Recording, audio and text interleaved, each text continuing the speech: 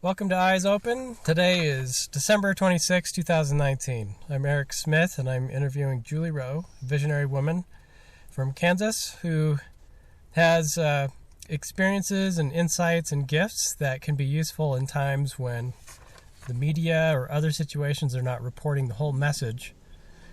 And we find ourselves in that situation now. Julie, what would you have said 2 years ago or 3 years ago when we started all this stuff? Would we ever be doing a podcast on Chad Daybell, our common friend and acquaintance? Well, for those that don't know, Chad Daybell has been my publisher, 4 books. I've written several other books and self-published with Eric, but yeah, I saw some stuff coming, but I did not necessarily see the FBI and the Rexburg police after Chad Daybell. Right. Well, that's it. It's not very often someone close, their name goes to media, let alone national coverage. And so it's been disheartening for me and kind of sobering to see his picture on these news sources. And we know him so well. It's like, something's not adding up. And so I need to backtrack a little bit because actually I didn't see it, but I heard it. So there's a difference. Sometimes I see stuff, sometimes I hear it. So after his wife died, and we'll go into this, after his wife died, I had some interesting thought messages come to me, had a few interesting visuals, but sometimes you don't know if it's the light side or the dark side. You have to discern where the source is. Mm-hmm. Right. So, right. Yeah. Can you briefly go into your history of knowing and working with Chad?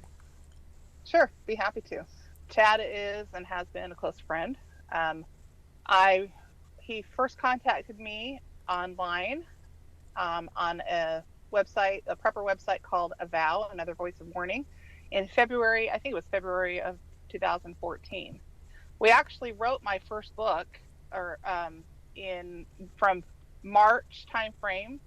I wrote the first 3 weeks of it before spring break, so that I'm looking kind of like February, March time of 2014, and the book came out, I think it was like May 14th of 2014, something like that. And I had not even met Chad in person at that point. I had only seen him in vision, and he had seen me in vision. We didn't meet in person until July of 2014, when I met he and his wife, Tammy, and their children. They have 5 children. We met in Utah at that time. He was living in Springville, Utah, and I was living in Arizona. Okay. And through the course of those interviews and discussions you had with Chad as you were writing books, would you say you got to know him pretty well? I knew him very well. In fact, we talked on the phone every day while we were writing that book. I wrote it and he would edit it, and we would work together on it because he had seen similar things related to the future. And we talked about foreign troops invading and all kinds of stuff. It was actually that first summer when I met Tammy that my angels on the other side of the veil told me that Tammy would at some point in time in the future pass to the other side. Mm-hmm. That's a whole story in itself. I never mentioned a word of that to Chad. He came to me later because he's visionary also, and he had been given some insight from the light side on the other side of the veil that his wife was going to pass. We talked about it extensively. I do energy work. I did energy work with him to try to help him clear the emotions that he was feeling. He was grieving terribly at the news the light side was giving him. He was heartbroken. He cried to me several times about it. I cried with him. And so there's a long history here with Chad, doing energy work together, as well as my public speaking events where he would come, not to all of them, but several, book signings. And like I said, I was good friends with his wife, Tammy, too. I didn't talk to her as often as I did, but she designed the covers on my books. She's the background computer side of their business, their publishing business. She published his. He's a well-known author in the LDS community. He had, I think, 25 books of his own, writing a fictional series related to the tribulations and foreign troops invasion and stuff like that. So we were close enough friends that I would help him edit those books, and he edited all mine and helped me get the publication and helped. When the media stuff happened to me in 2014, 15, and 16 with a lot of bad press, Chad was right there by my side every day, helping me work through that energy and deal with the media and the bad press that was going on. Because I hit national newsstands too, clear over in England and Malaysia and stuff. And it was all a bunch of lies.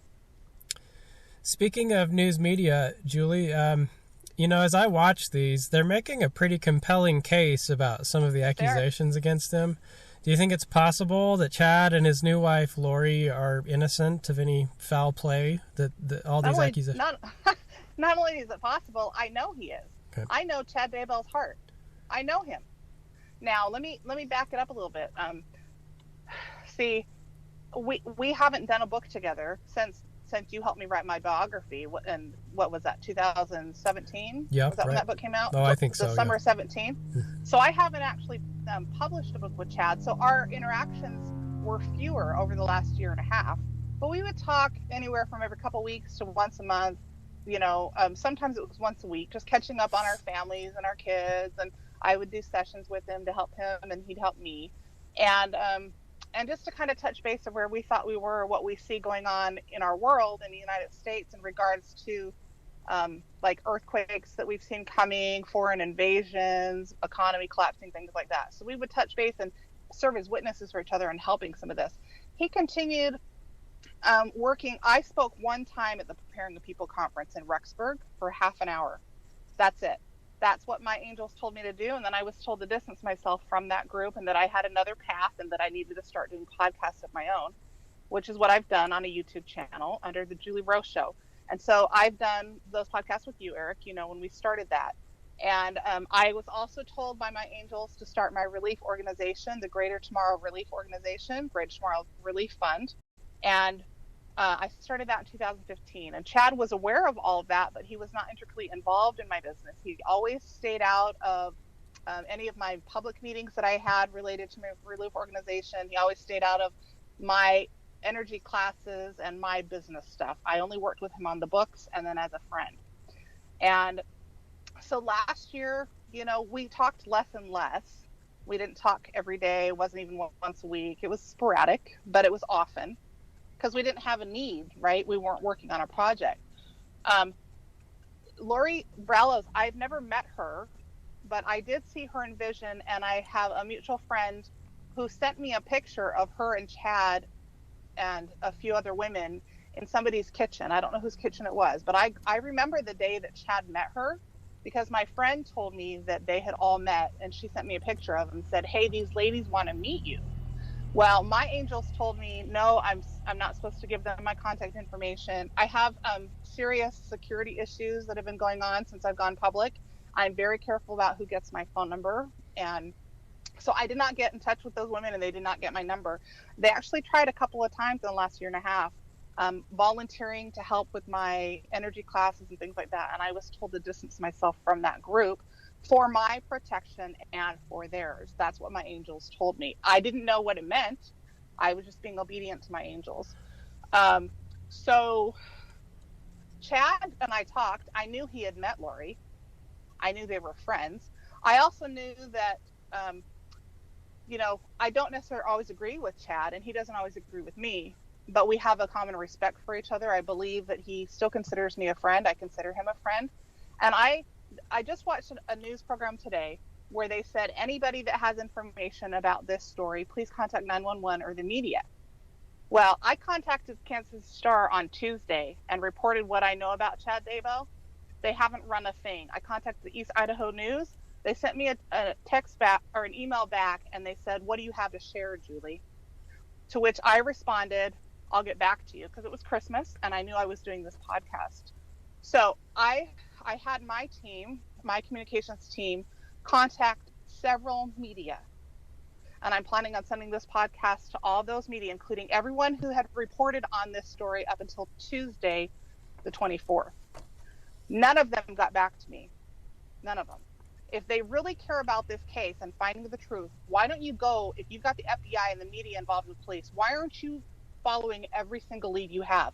This is somebody who claims she knows something about Chad Daybell, has a working relationship on a friend level, and knows the family. Why are you not interviewing that side? I'd like to know, because right now all the reporting is extended family of Lori Vallow. Julie, I can't help but notice a little bit of an accusation in that towards the media. So what's behind this accusation? What are you seeing there? I'll tell you. Well, part of it's my own vendetta. And I'll be open and honest about that, because I watched how they slaughtered me in the news. I watched how the LDS Church didn't get my back, and I watched how they slaughtered me on the news. I am now an excommunicated member of the church, in part because of what the media did to me in messing up my reputation and making false accusations.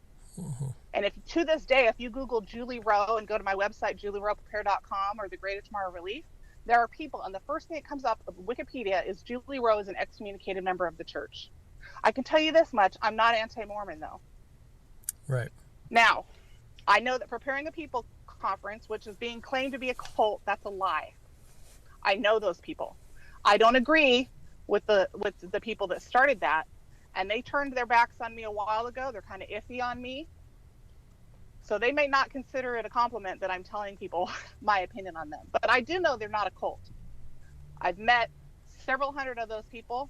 They're not the same people that go.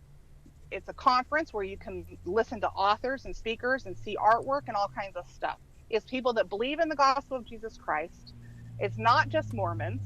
And it's people that want to be like bringing in a better earth. They're preparing, and they believe that Christ is coming back to the earth. And I stand as a witness to this, that he is. Mm-hmm. I've seen it, and he will come in my lifetime. I don't know when, but he will come. So they have dozens of speakers. Chad spoke at a lot of their conferences, but not all of them. He parted ways with them a while ago. I don't know exactly when. I don't remember. And he did do a lot of videos, and they were all about Chad Daybell for a long time, until suddenly some news comes out, and now they're turning their backs. That's my view. That makes a lot. And I want to know where all of Chad's friends are. Either nobody's coming forward because they're scared to death, or they're questioning his integrity, and so I consider that cowardly, or they're being shut down and they're not having a voice because the media and the police are corrupt. And I don't know what it is. I believe there are plenty of good people that have called the police department with leads, maybe even a character witness, and they're not being presented. In all these, I'm angry. Can you tell I'm angry? Just a bit. In all these stories that are going out, I think one of the bigger concerns is that the children are okay. The two children. Do you see anything, hear anything, feel anything with regard to those two children? I deal in human trafficking, soul trafficking every day. This is part of my life. In what way? Can you explain how? On a spiritual level, I spirit travel. I go over all of this whole galaxy, and there's soul trafficking going on, and there's human trafficking on this planet. I have emergency disaster relief safe houses. I am not hiding Chad or his kids. I have not talked. I've never met Lori. I've never met her kids, and I have not talked to Chad. The last time I talked to Chad was 3 weeks before Tammy died. She was going to be home. The kids were going to be home for potato harvest, and he said he would contact me after potato harvest. He sent me a text the Tuesday before Tammy died. I replied I was on a work trip, and I gave him my schedule to let him know that I would be in Utah. He was living in Idaho. Then I was going to go to San Diego to teach a class. Tammy died. He says, the report says, he called in around 6 a.m. The police or whoever, I don't know, because my sources are secondhand, that apparently Tammy died in her sleep at 2 a.m. Chad woke up and found her on the floor.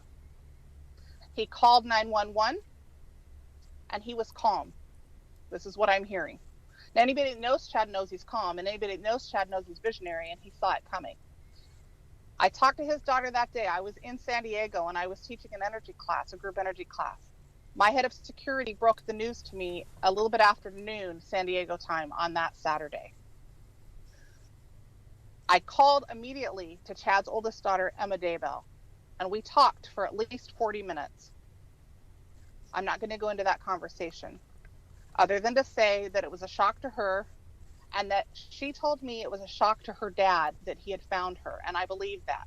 Emma was authentic. I scanned Chad's energy. His heart was broken. He couldn't believe that it had happened like that. He and I talked over 3 years ago, 2.5, 3 years ago. We had both seen her in a car accident. We thought maybe she was going to go a year ago in a car accident because it seemed so constant that we both kept seeing this vision. About a year ago, I got a message from the other side that the plan had changed for Tammy, that they had extended her time on Earth. I don't even know what that means, Eric. I was just hearing that. I ran it by Chad, and he said, I've been given the same message. I'm grateful I have more time. He told me, I asked him 3 weeks before she died, Chad, are you still seeing Tammy dying? And he said, yes, but I don't know how. And I don't remember what else he said about it, other than I said, I had been asking too. And then my angel said, yes, she's going to go. She's almost graduated from mortality. And I had a vision of literally this group of family members on her side of the veil getting ready to receive her. And they were all in white. And it looked like they were making preparations for her.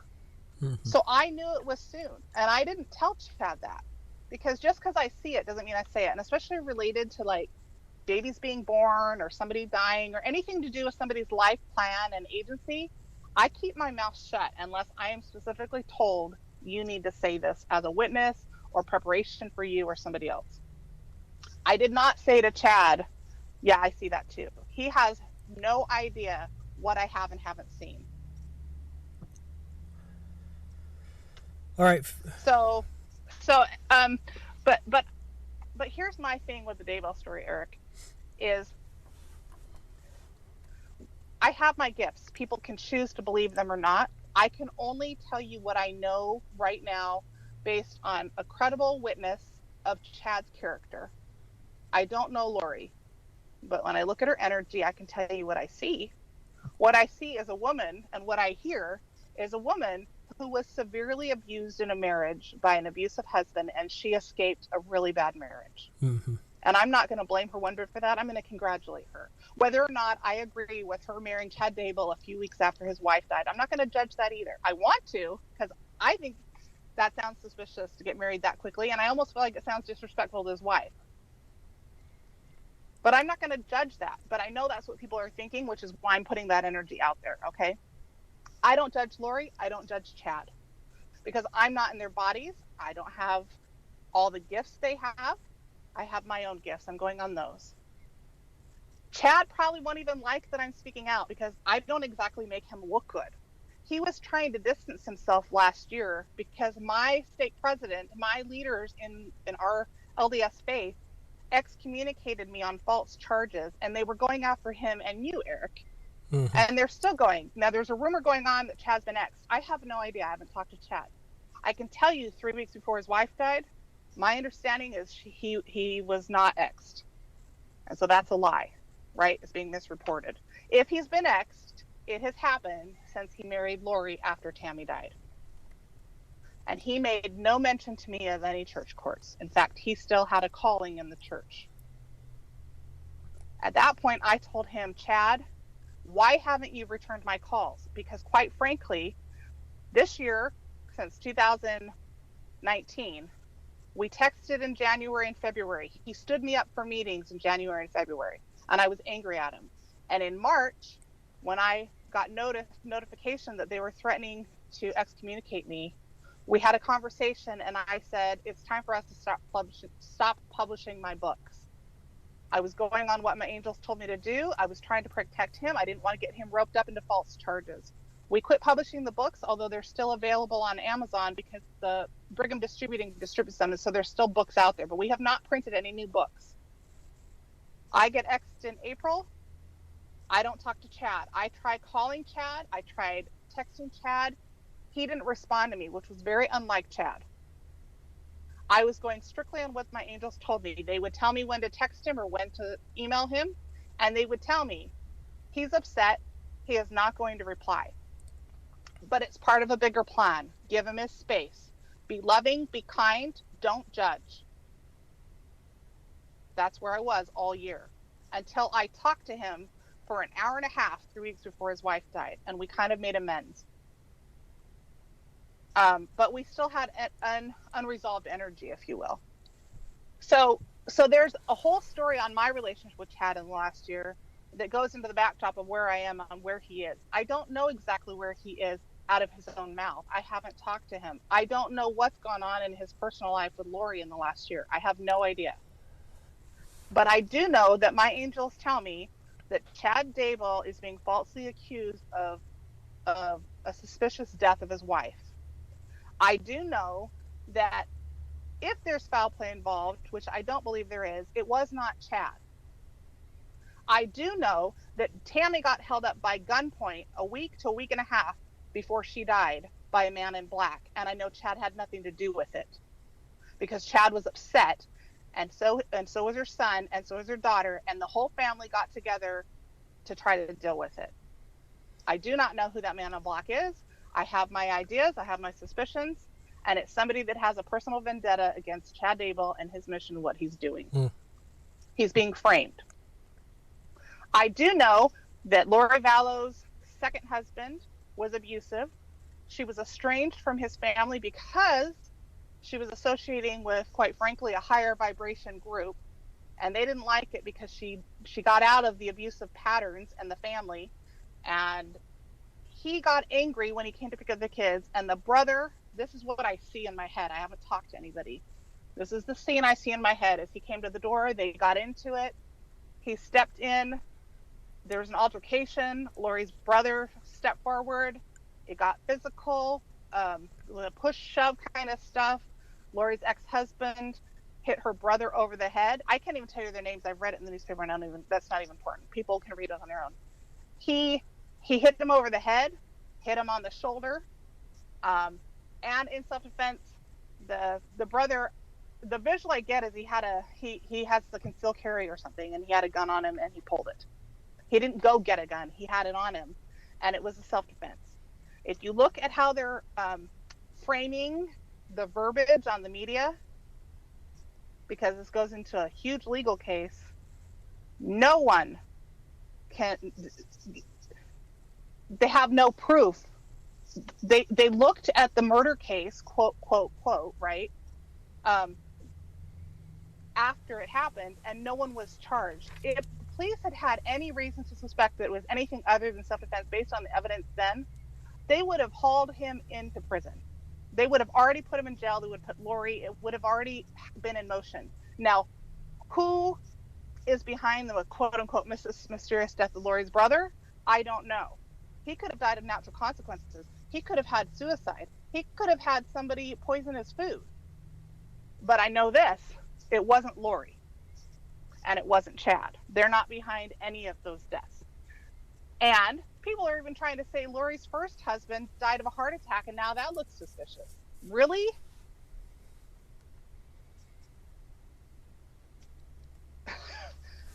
My heart goes out to her for what she's gone through in the last several years.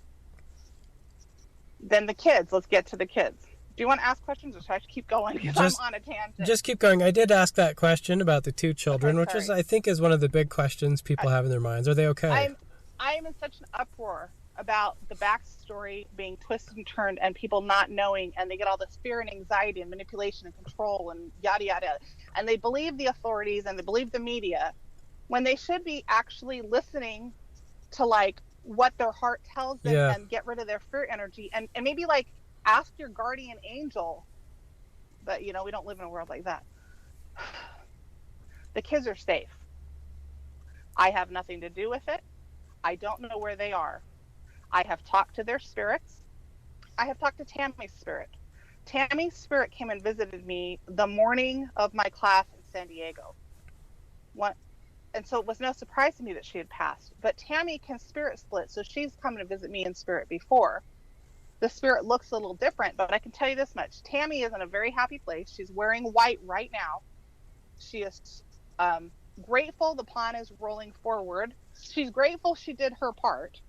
She was well received. She's in paradise, and she's having a great time with beloved family members and friends that missed her a great deal. And she's missing her kids and her husband, but she knows the plan, and she's on board on the other side of the veil. She's participating in this phone call right now. That's how active Tammy is involved in wanting to get the truth out. Those two kids, Lori Vallow's two kids, I see them. The 7-year-old is laughing. He's having a good time. The 17-year-old is watching over him wherever they are. She's been babysitting him. They're in a safe place. It's light. It's well lit. Every scene they show me, there's lights on, and it's sunny. I had a scene the other night where it was dark because it was dark outside, but they had the lights on. They're not in hiding. as far as from who you think they're in hiding from. They're not in hiding from the FBI and police who are of the light. We have moles in the police department and the FBI, and they're in cahoots with the family. And I don't believe that Lori's extended family of her estranged husband has pure motive. What my angels are telling me is that there's an underlying custody battle going on. Now, I'm not talking to anyone, so if the FBI wants to, talk to me about that, they can listen to my podcast and hear exactly what I'm going to tell them. I am being honest. They can get body experts to study my body language and my eyes and my hand motions, and they'll see I am legitimately telling the truth on all of this. And they have those people in those organizations. So I challenge them to do that. You find out what I know, and you're going to find out that my story has no holes. I'm going strictly on what my angels say, Eric. Right. And my visuals, my hearing gifts, and my visuals that I have. I don't know where the kids are. I don't know where Chad and Lori are. My angels aren't telling me that, and I think that's for my protection. I can tell you this much. The plan is rolling forward. Truth will be revealed, and darkness will be exposed. Great. That's very comforting. Thank you, Julie. I don't have any other questions. Do you have any final thoughts? I need to calm down for a second. I want to actually put a shout out to those law enforcement and members of FBI that are doing their jobs honestly, that do really want to find the children for the right intent, that really do want to solve this case because they are here to help the world, instead of the ones that are moles within the organizations who are corrupt, and the very ones who are human trafficking children on this planet. And we've got a lot of them in the FBI.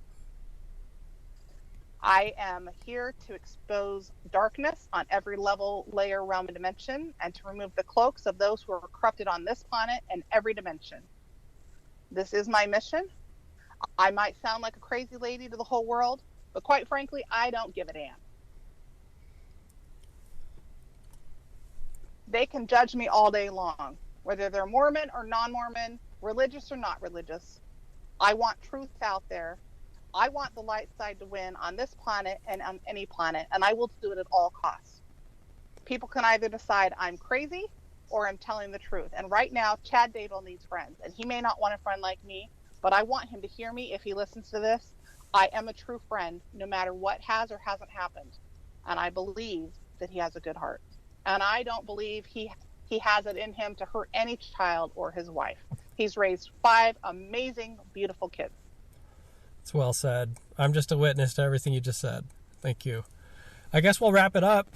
Thank you for tuning in, folks. I would like to just personally ask you to put all judgment aside until the facts come out.